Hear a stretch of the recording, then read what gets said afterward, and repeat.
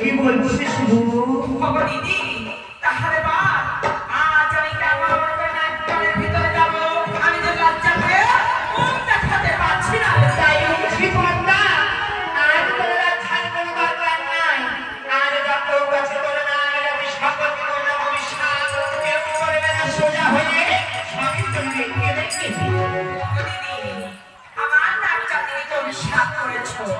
তাহলে আমি যে চন্দ্রধারের সঙ্গে কিছুতেই পেরে উঠছি না দিদি ওগো আজ চন্দ্রধারের সঙ্গে কেমন করে বলবো যুদ্ধ করবি কেন না চন্দ্রধারের কাছে দুটো জিনিস মহান জ্ঞান আর চন্দ্রধারে ওটা ধর্ম করি বন্ধু আজ যদি বিনাশ নাই করিস চন্দ্রধারে কিছুতেই তুমি কিছু করতে পারবি না ওটা ধর্ম করি শেষ করতে হবে দিদি হ্যাঁ পূজা ধর্ম করি বিনাশ ব্যবসা তুমি করবি দিদি এটি বলছিস মনসা হ্যাঁ আর ওরা ধর্মপুরীকে আমি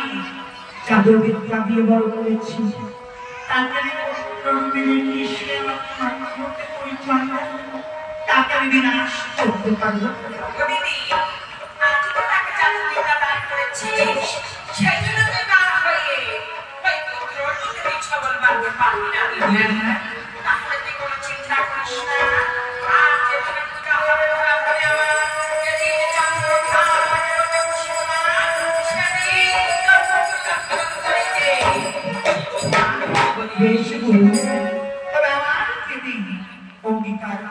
এই তো কথা দিলাম দিদি বেশ তবে আজ ভাদ্র মাসে অমাবস্যায় তিথিতে আজ কালের পিতাকে সরকার নিকটে শুয়ে দিতে যায় বলে ধারণ করি তখন বাস্তবে দংশন করিতে উদাহরণ করি শেষ শেষ চন্দ্রধারে দুয়ারে সকলে শেষ করেছে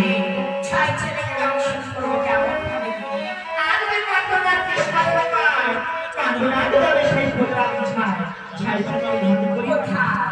কোথায় পাণ্ডবরা এই তো জানি কোথায় প্রজা চম্পা হবে চন্দ্রধারে ছাই ছেলেকে দংশন করে এসো আমি হব তাই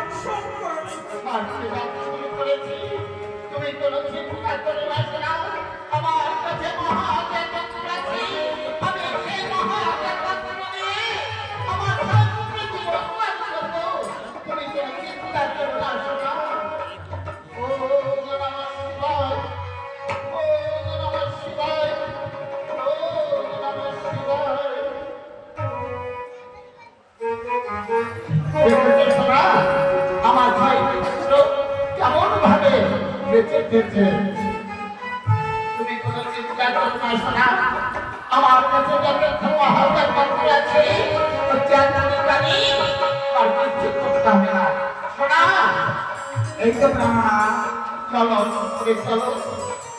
আর 5 মিনিট পরে ঘুরো লাগবে চারটা হয়ে আমার কাছে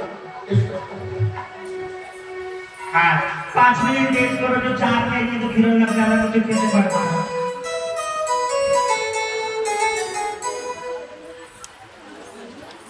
नाउ आप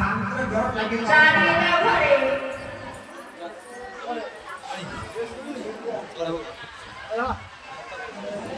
चाय चाय पियेंगे फिर आएंगे।